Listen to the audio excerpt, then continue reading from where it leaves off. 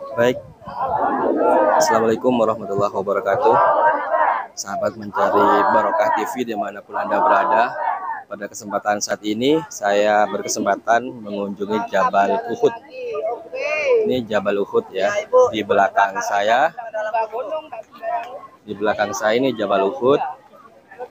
Peperangan dulu yang dilakukan oleh Rasulullah Muhammad SAW. Ya, bismillahirrahmanirrahim. Assalamualaikum warahmatullahi wabarakatuh. Baik, saya akan menjelaskan sejarah dari peperangan Uhud yang ada di sekitaran Jabal Uhud. Jadi pada zaman Rasulullah SAW, ketika itu kaum kafir Quraisy kalah di tahun sebelumnya atau ketika perang Badar. Nah, penduduk kota Madinah itu mendapat kemenangan di dalam peperangan Badar. Nah, pada tahun selanjutnya kaum kafir Quraisy tersebut tidak menerima atas kekalahannya dari peperangan Badar.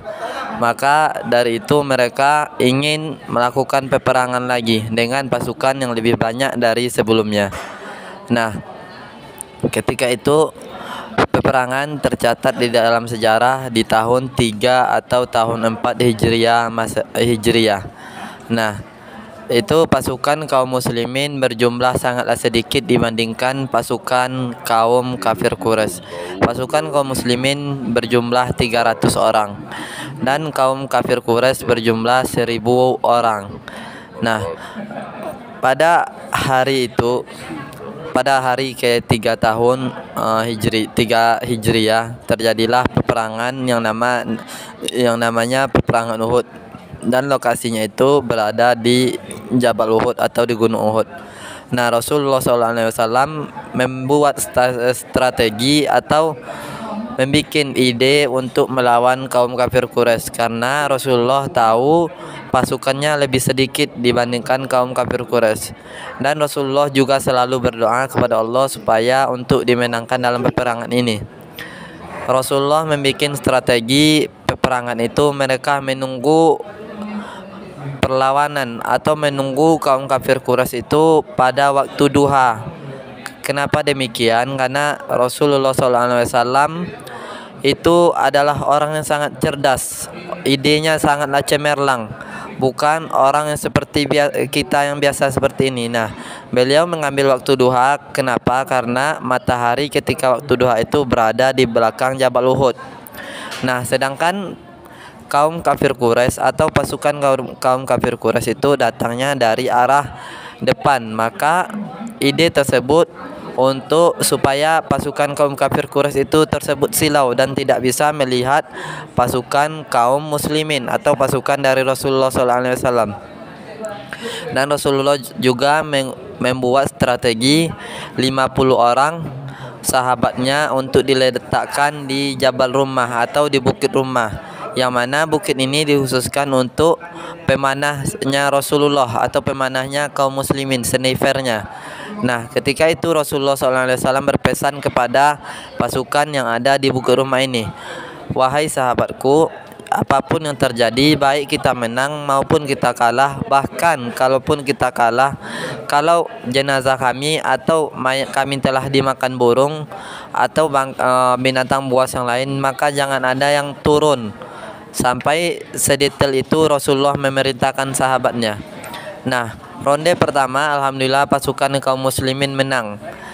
Ketika itu kaum muslimin mendapat kemenangan dan bantuan dari Allah Subhanahu wa taala. Dan ketika setelah kemenangan itu kaum kafir Quraisy pergi atau pontang-panting untuk berlarian karena pasukan kaum muslimin sudah memenangkan peperangan. Nah, dari 50 orang ini yang ada di Bukit Rumah itu melihat atau mendapatkan kesempatan yang begitu luar biasa karena mereka melihat ada harta rampasan yang ada di bawah Bukit Rumah. Maka mereka tergiur atas harta rampasan tersebut dan sebagian dari mereka turun untuk mengambilnya. Maka ketika itu pemimpin kaum kafir Quraisy ketika itu adalah Khalid bin Walid. Nah, Khalid bin Walid ketika itu belum memasuki agama Islam, maka saat beliau melihat posisi itu, beliau langsung menarik pasukannya atau menarik kudanya untuk menyerang kembali. Nah, qadarullah, terjadilah apa yang terjadi atas takdir ataupun ketetapan Allah. Kaum muslimin kalah karena kaum muslimin atau sahabat dari 50 orang sahabat ini tidak mendengarkan atau tidak mematuhi perintah dari Rasulullah SAW. Nah, salah satu sahabat yang meninggal ketika itu adalah atau paman Rasulullah adalah Hamzah. Dan sampai-sampai ketika perang itu salah satu dari gigi Rasulullah itu terkena pedang dari kaum kafir Quraisy. Nah, ketika perang Uhud itu maka akhirnya kaum muslimin dinyatakan kalah akibat ataupun karena sudah menjadi ketetapan Allah itu kita mendapatkan kekalahan. Nah, itulah sejarah dari peperangan Uhud yang ada di Jabal Uhud. Baik, terima kasih. Assalamualaikum warahmatullahi wabarakatuh.